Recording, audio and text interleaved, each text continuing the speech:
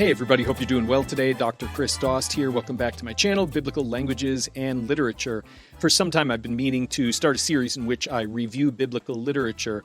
In other words, just providing some videos in which I give you my thoughts about the stuff that I'm reading. And so what I'll be doing for the next few videos is reviewing John Goldingay's book, Introduction to the Old Testament, exploring text, approaches, and issues. Really like to get 100 likes for this video to help the algorithm so that other people are notified about this channel. And if you would, please be sure to share this video on social media to help spread the word. All right, let's get started. Now, there are a lot of fantastic introductions to the Old Testament or Hebrew Bible, and for those of you who are kind of new to this discussion, I will go back and forth between both terms. I prefer to call the Christian Bible's First Testament the Hebrew Bible because it is a neutral term. It's primarily Testament, the early written in Hebrew, a little bit of Aramaic in there, but principally it's written in Hebrew.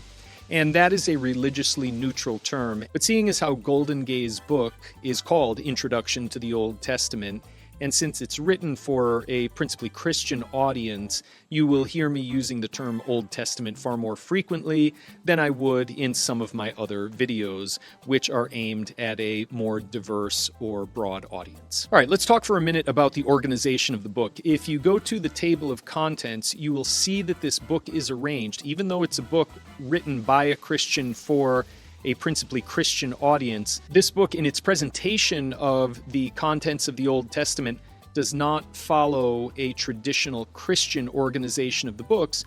Instead, it follows the traditional Jewish approach. So how is the Christian canon arranged differently from the Jewish canon? Well, I thought we'd take a minute and look at that. So if we leave out the Apocrypha for a minute, which is something that we'll come back to later, typically Christians arrange the canon into 4 parts. And so it starts with the Law of Moses, or at least that's the traditional terminology or the nomenclature that's used. So the first 5 books of the Hebrew Bible are known by Christians as the Law of Moses, and that would include Genesis, Exodus, Leviticus, Numbers, and Deuteronomy. And that, of course, is going to include some very familiar stories such as creation, the first humans, flood, Noah and the ark, the Tower of Babel, the stories of Abraham and his descendants, the enslavement of the Hebrews in Egypt and their deliverance by Moses,